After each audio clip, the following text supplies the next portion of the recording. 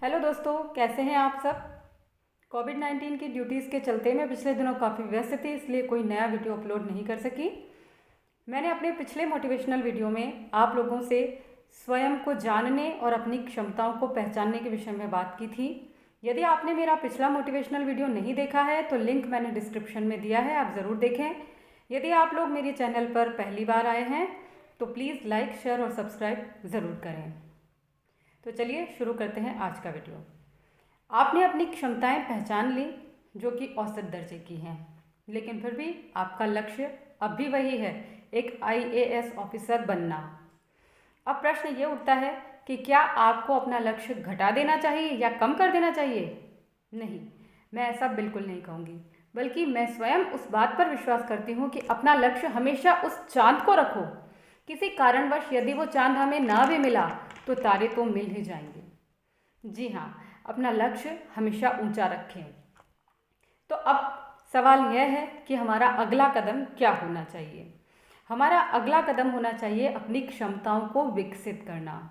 अपनी क्षमताओं को विकसित करने के लिए हमें क्या करना होगा। क्षमता या कौशल कोई ऐसी प्रवृत्तियां नहीं हैं जिन्हें हम घटाया या बढ़ाए नहीं सकते हैं, बल्कि हम इन्हें कोशिश करने पर, अभ्यास करने पर हम इन्हें बढ़ा सकते हैं।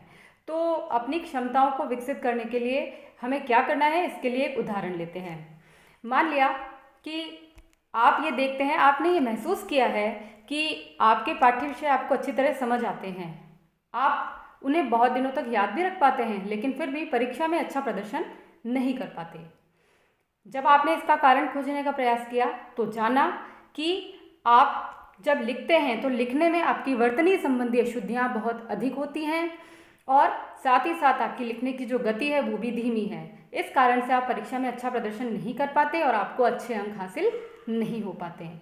इसके लिए हमें क्या करना चाहिए। इसके लिए आपके पास दो विकल्प हैं। पहला विकल्प यह है कि आप अपने लेखन के प्रदर्शन को सुधारें। इसे सुधारने के लिए बढ़ते क्रम में प्रतिदिन आप लेखन का अभ्यास करें, जिससे कि आपकी वर्तनी संबंधी अशुद्धियाँ दूर होंगी और आपकी लिखने की गति भी बढ़ेगी। अब चलते हैं दूसरे विकल्प की तरफ। दूसरा विकल्प यह है कि आप अपने अन्य किसी कौशल पर ध्यान केंद्रित करें। अन्य किसी कौशल से मेरा मतलब है जैसे कि आपकी याददाश्त अच्छी है, इसीलिए आपको अपने पाठ्य विषय अधिक दिनों तक याद रहते हैं। तो जिसकी याददाश्त अच्छी है वो एक अच्छा वक्ता बन सकता है। अब एक अच्छा वक्ता बनने के लिए आपको क्या करना होगा, आपको अवसर की तलाश करनी होगी, आपको बोलना सीखना होगा।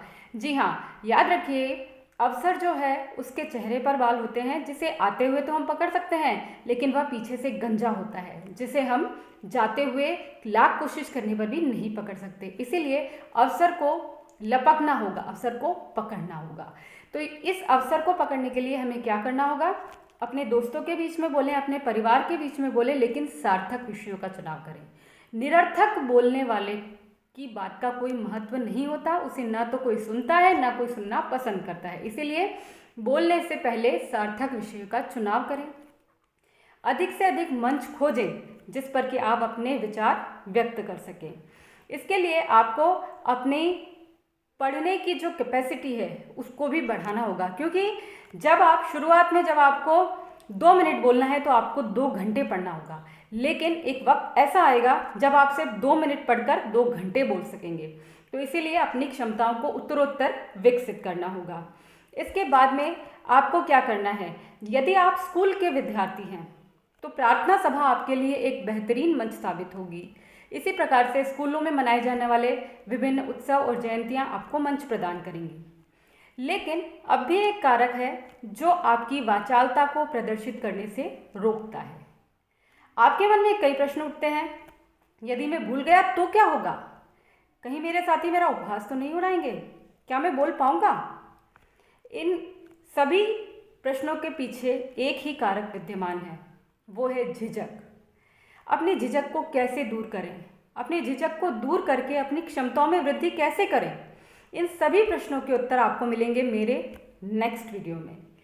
तो स्टे ट्यून्ड, तब तक के लिए नमस्कार।